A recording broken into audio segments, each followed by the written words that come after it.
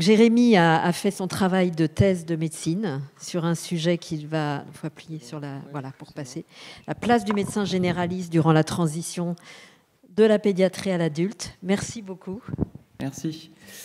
Donc effectivement, je suis médecin généraliste et j'ai travaillé ce sujet de thèse avec Hélène Melleriot et Paul Jacquin via la plateforme Advenir à l'hôpital Robert Debré sur la place du médecin généraliste pendant la transition des soins pédiatriques aux soins adultes. Ce sujet a été publié récemment dans le Journal européen pédiatrique en juillet 2025. Donc, je vous explique rapidement le contexte, même si on le connaît tous. Donc, la transition, c'est une période à risque de rupture des soins. En France, on a plus de 3 millions d'enfants qui vivent avec une maladie chronique. Et bien que le médecin généraliste puisse jouer un rôle central dans le suivi des maladies chroniques, y compris celles des enfants et des adolescents, ils sont très rarement sollicités pendant la transition des soins. Donc l'objectif de cette étude était d'explorer la place et le rôle du médecin généraliste pendant la transition et d'analyser son implication dans le suivi de plusieurs maladies chroniques. Je vais les citer après. Il s'agissait d'une étude observationnelle rétrospective conduite auprès de médecins généralistes qui suivaient des jeunes, suivis à l'hôpital Robert Debré pour une maladie chronique et transférés vers un service d'adultes en 2017 et ou 2018. Cette étude avait une approche mixte, c'est-à-dire quantitative et qualitative. Le volet quantitatif portait sur les données médicaux, les données de santé récupérées dans les dossiers des jeunes de l'hôpital Robert Debré et également sur les données de santé récupérées auprès des médecins généralistes que j'ai interviewés par téléphone. Et la partie qualitative portait également sur des interviews un peu plus longues de plusieurs médecins généralistes de ces jeunes sur leur vision concernant la communication ville-hôpital et également sur leurs attentes sur le rôle des médecins généralistes pendant la transition et dans le suivi des maladies chroniques des jeunes. Donc, dans cette étude, on a inclus 112 jeunes de l'hôpital Robert Debré. Parmi ces 112 jeunes, on avait une répartition à peu près équilibrée sur 4 maladies chroniques, le diabète, les maladies inflammatoires digestives, l'épilepsie et la drépanocytose. Et on a pu récupérer dans les dossiers médicaux 102 médecins généralistes.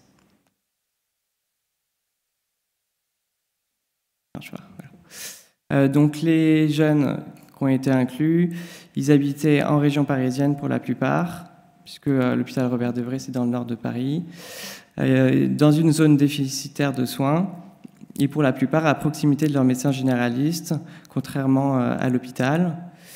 Ils avaient un suivi régulier à l'hôpital pédiatrique et par leur médecin généraliste. La lettre de transfert qui était présente dans le dossier médical pédiatrique était, dans 89%, elle était présente dans le dossier médical. Elle était complète, mais elle n'était pas tout le temps envoyée aux médecins généralistes, puisque les coordonnées des médecins généralistes n'étaient pas notées dans tous les lettres de sortie. Les jeunes avaient une maladie chronique qui était pour la plupart sévère et stable, avec un traitement qui était complexe. Les médecins généralistes étaient pour seulement 57% référents, c'est-à-dire qu'ils étaient impliqués dans le suivi des jeunes. Cependant, cette implication ne concernait la maladie chronique que pour 36% des médecins généralistes et seulement 4% étaient impliqués dans le transfert.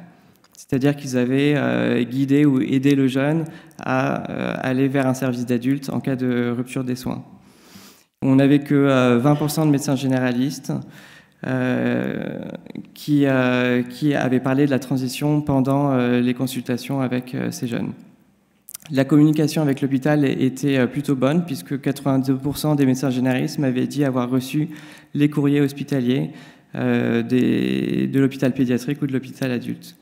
Les consultations des médecins généralistes concernaient pour la plupart les infections, seulement 20% les maladies chroniques et aussi la prévention. Donc, parmi les 112 jeunes étudiés dans cette étude, 80% avaient un médecin généraliste.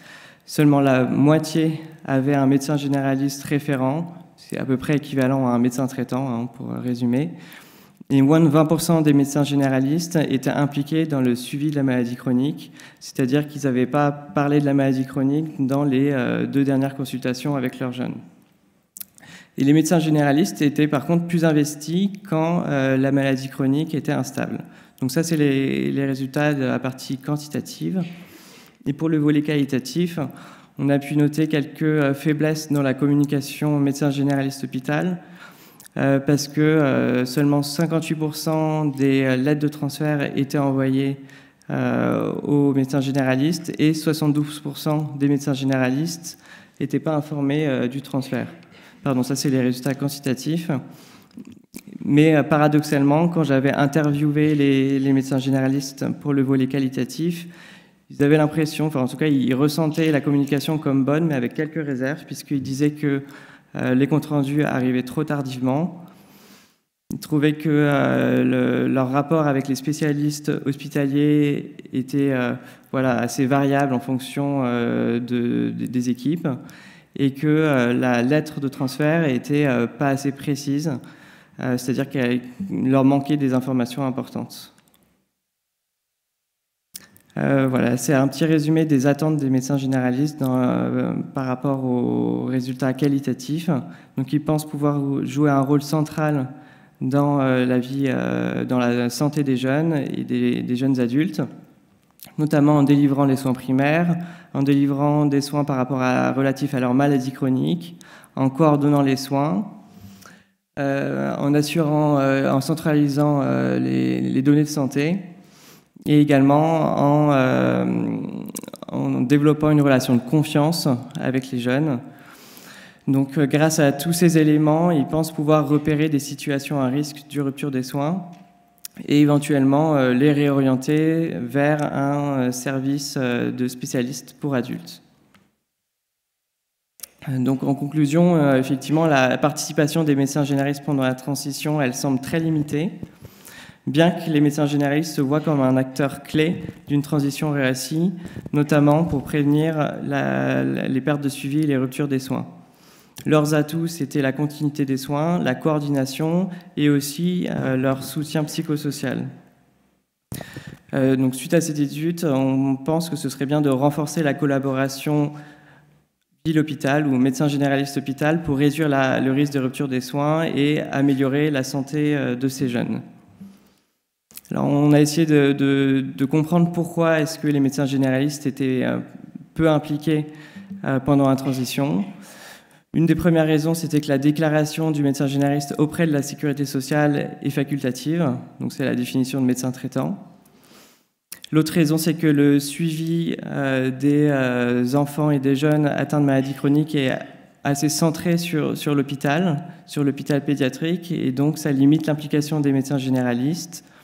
Peut-être que c'était également un signe d'un manque ou d'un défaut de communication entre les 2 hôpitaux, pédiatriques et adultes, notamment sur la transmission du nom du médecin généraliste. Donc là, cette question, elle se pose peut-être plus, parce que quand j'ai fait cette étude, c'était avant l'utilisation d'Orbis. Mais maintenant, effectivement, c'est plus facile de récupérer les comptes rendus entre les hôpitaux pédiatriques et adultes. Donc, il y a probablement d'autres facteurs. Peut-être que l'adresse du médecin généraliste était faux et donc, du coup, ils n'ont pas reçu les comptes rendus. Peut-être que c'est un problème technique. Les comptes rendus envoyés par la poste se sont perdus. Et un autre souci important, c'est que on a pas mal de médecins généralistes qui partent à la retraite et qui sont aujourd'hui pas remplacés. On a essayé aussi de comprendre pourquoi les médecins généralistes étaient plus impliqués en cas d'instabilité de la maladie chronique. Une des raisons, c'est que peut-être que les jeunes vont consulter leur médecin généraliste plus facilement à ce moment-là, puisqu'il y a une réelle demande de santé. L'autre raison, c'est peut-être l'inverse, c'est le médecin généraliste qui va aller plus vers les jeunes qui ont une maladie chronique instable, par exemple en remettant des consultations plus fréquentes. Et une autre raison, c'est effectivement peut-être l'empathie des médecins généralistes qui connaissent bien ces patients et qui, du coup, se sentent plus investis quand la situation est compliquée. Mais paradoxalement, c'est assez contradictoire par rapport à ce que disent les médecins généralistes sur leur manque de confiance pour gérer des situations complexes, notamment chez les jeunes qui ont une maladie chronique. On a retrouvé d'autres résultats contradictoires entre les résultats qualitatifs et quantitatifs, parce que les médecins généralistes d'un côté demandent plus d'informations hospitalières, mais d'un autre côté, ils disent qu'il manque de temps et de formation pour s'impliquer pleinement dans le suivi de ces jeunes. Donc on peut évoquer plusieurs perspectives suite à cette étude, notamment la nécessité de développer des protocoles structurés pour inclure les médecins généralistes dans la transition. Ce serait bien d'essayer de systématiser l'envoi des courriers avec les coordonnées des spécialistes adultes et en précisant peut-être des protocoles de soins spécifiques pour les médecins généralistes afin de les aider en cas de souci. Peut-être améliorer la communication entre la ville et l'hôpital en donnant par exemple des lignes dédiées téléphoniques pour contacter directement les spécialistes, en organisant des réunions communes entre spécialistes pédiatriques adultes et médecins généralistes, et en envoyant systématiquement les comptes rendus par voie électronique. Donc effectivement, il y a le dossier médical partagé, mais qui n'est pas très pratique à utiliser. On pourrait par exemple utiliser AppyCrypt pour envoyer les comptes rendus, ce qui serait pas mal. On pourrait également proposer des formations en médecine de l'adolescent et de transition pour les médecins généralistes. Voilà, quelques perspectives de recherche, notamment prendre en compte l'avis des spécialistes hospitaliers, pédiatriques ou adultes, inclure le point de vue des jeunes, ainsi que ceux des parents et de leur famille. Je vous remercie. Merci beaucoup. Des questions? Là-haut, j'arrive. Tout d'abord, bravo, parce que je sais que toutes les thèses n'aboutissent pas à des publications scientifiques, donc je vous félicite pour votre travail. Merci. Effectivement, nous, c'est très congruent avec notre clinique, mais je voulais un peu avoir votre avis, parce que je pense qu'ici, on est tous convaincus pour dire qu'il faut des médecins généralistes au moins traitants au moment de la transition. Mais étant moi-même pédiatre et je travaille avec des pédiatres spécialistes, dans vos perspectives, vous mettez qu'il faut effectivement prendre l'avis des spécialistes. Qu'est-ce que vous pensez de... Est-ce que... Moi, je voulais avoir votre avis parce que des fois, je me demande si les spécialistes, et je me mets là-dedans aussi pédiatres, on considère qu'il faut vraiment un médecin traitant pour nos patients au moment de la transition. Je ne suis pas sûre que tout le monde soit convaincu de ça, mais en étant pédiatre, je peux le dire. Je me demandais si vous aviez un avis à ce sujet, parce que moi, j'ai déjà entendu des propos discordants auprès de mes confrères. C'est-à-dire que tout le monde ne considère pas qu'il faut un traitant, en fait. J'ai un pied aussi à l'hôpital dans la médecine de l'obésité adulte. Et effectivement, même chez les adultes, la question du médecin généraliste, elle est assez secondaire. Hein. Pour les patients qui se font opérer pour une chirurgie bariatrique, dans la fiche RCP, on met le nom du médecin généraliste, mais on ne l'envoie jamais. Voilà, on le met juste pour la forme. C'est peut-être une exagération, parce que dans d'autres services font différemment. Mais si c'était automatisé, peut-être que ça permettrait de résoudre un peu le problème. Oui, on voit un gros gap finalement entre les attentes de l'hôpital et les attentes des médecins généralistes. Là, tout le monde aimerait que ça soit autrement. Alors d'abord, il y a la question de comment on rentre dans le suivi. Et effectivement, les pédiatres hospitaliers ne sollicitent pas les généralistes dans l'enfance. Une maladie chronique pédiatrique, c'est traité à l'hôpital, point barre, on n'a pas besoin de généralistes. Il y a quand même la barrière des 16 ans. À 16 ans, quand la sécurité sociale demande aux adolescents, enfin propose aux adolescents de choisir, ça pourrait être obligatoire. Ça pourrait être obligatoire que cette première visite à 16 ans ferait peut-être la porte ouverte à ce qu'il y ait un minimum de suivi. En tout cas, ça changerait du désert actuel. Et puis après, il y a la communication, effectivement.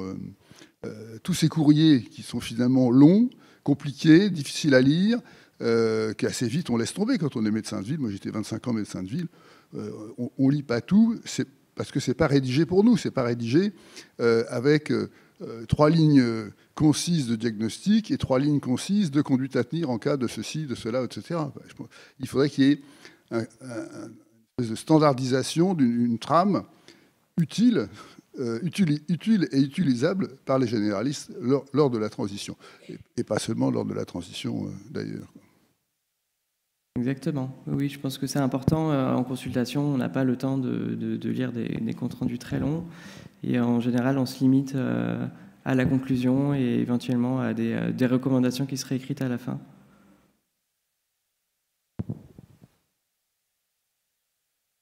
C'est bon, pardon. Oui, merci beaucoup pour la présentation, c'était très intéressant. Moi, je suis pédiatre aussi et je me questionnais un petit peu sur le volet qualitatif parce qu'on voit que les médecins, pour faire la suite de la remarque de Paul, n'ont pas les informations qu'ils souhaiteraient dans les comptes rendus qui sont reçus. Enfin, en tout cas, il y avait marqué que ce n'était pas exactement ce qu'ils attendaient. Est-ce que dans les entretiens, ils ont fait remonter justement quelles étaient leurs attentes, de quelles informations sont nécessaires finalement à faire passer entre l'hôpital et le cabinet de ville, ou est-ce que c'est pas des éléments que vous avez reçus? Quand je leur ai demandé, effectivement, ils pensent que c'est... Ils sont un peu ambivalents. D'un côté, ils disent qu'ils n'ont pas assez d'informations. D'un autre côté, ils disent qu'il y en a trop. Donc, je pense que ça revient un petit peu à ce qu'on disait avant. Il faudrait que ce soit bien résumé, que ce soit résumé de manière optimale plutôt, pour des médecins généralistes afin d'aller directement au sujet, en précisant quoi faire en cas d'urgence et en mettant assez clairement qui contacter s'il y a un souci. Je pense que c'est surtout ça qu'il faut retenir. Et l'autre sujet, c'est qu'ils recevaient a priori pas assez de comptes rendus, ce qui est peut-être pas non plus une mauvaise chose, parce que si on en reçoit 10 par an, c'est compliqué à tout lire. Mais si on a un ou deux résumés dans l'année, je pense que c'est amplement suffisant. Bonjour, en fait, je représente un réseau de santé de ville sur des enfants atteints de rhumatisme inflammatoire, donc maladies rares. Je vais faire un complément. En fait, nous, pour chaque patient inclus, on écrit un courrier au médecin généraliste synthétique qui reprend toutes les actions qui ont été faites, un résumé de la pathologie, des traitements et puis aussi préconisation des vaccinations. Et les infirmières du réseau téléphonent directement au médecin traitant pour aussi parler de la pathologie du patient. Et on envoie des fiches et on a un très bon retour. Et c'est vrai que du fait que ça soit synthétique, les médecins généralistes sont amenés à nous téléphoner quand ils ont des difficultés avec ces patients.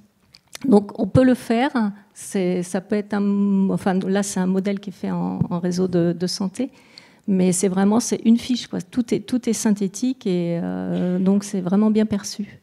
Ouais, je pense que c'est un modèle. Le réseau RESRIP, le réseau pour les enfants atteints de rhumatisme inflammatoire pédiatrique. On n'est qu'en Île-de-France, mais voilà, ça peut se déployer en France. Et vous leur envoyez les comptes rendus de quelle manière ? Les comptes rendus, on les envoie par courrier ou par messagerie sécurisée. D'autres questions ? Je trouve que c'est très intéressant parce que dans le groupe de travail interfilié pour préparer le plan maladie rare numéro 4, on avait réfléchi, il y avait un axe sur le dossier médical et effectivement on avait réfléchi à une trame spécifique qu'on pourra d'ailleurs partager. C'est vrai que... elle n'est pas dans le PNMR4, évidemment, mais on était une vingtaine dans le groupe. Et c'est vrai qu'on était arrivé exactement à cette conclusion, qu'il fallait une trame succincte, mais avec l'essentiel, et qui serait partagée dans mon espace santé à travers le DMP des hôpitaux. Alors c'est vrai que ce n'est pas encore, comme vous l'avez dit, complètement fluide, on va dire, entre le DMP, nous, par exemple, on n'a pas de lecteur de carte CPS dans notre hôpital pour pouvoir accéder à l'espace santé du patient. C'est transmis dans le DMP, mais on n'est pas sûr. Pour l'instant, je pense que c'est en train de... Il y a beaucoup de choses dans le DMP aussi. Voilà, il y a beaucoup de choses. Moi, je pense qu'il y a un effort de tri, mais si on pouvait faire une fiche type un petit peu sur le modèle de ce que fait le groupe de ville, qu'on pourrait, au moment de la transition, enfin au moment du transfert plutôt, déposer dans mon espace santé, que le jeune puisse en plus se l'approprier. Et puis les jeunes, ils bougent par définition, hein, ils font des Erasmus, donc c'est vrai que c'est une piste intéressante. Moi, j'avais une autre question. Est-ce que vous avez vu la différence entre les médecins de ville qui étaient dans des maisons de santé et ceux qui n'étaient pas? Est-ce qu'il n'y a pas un effet aussi dynamisant d'être dans une maison de santé, d'être peut-être se sentir plus soutenu, avec peut-être même des coordonnateurs autour qui font que peut-être ils se sentent plus investis dans cette étape, dans la gestion des maladies rares en général d'ailleurs? Alors, dans mon étude, la plupart, ils étaient en cabinet, hein, ils n'étaient pas dans une maison de santé. Mais effectivement, j'ai l'exemple d'un médecin qui faisait partie de mon volet qualitatif, avec qui j'ai eu une conversation de presque 1 heure, donc c'est vraiment l'exception. Et il travaillait effectivement dans une maison de santé. De mémoire, il était impliqué dans les maladies psychiatriques et il se posait beaucoup de questions sur la question de la transition. Donc je pense que c'est peut-être les médecins généralistes à essayer de repérer pour les impliquer dans la transition. Et j'avais une autre question sur la valorisation de ces consultations quand même.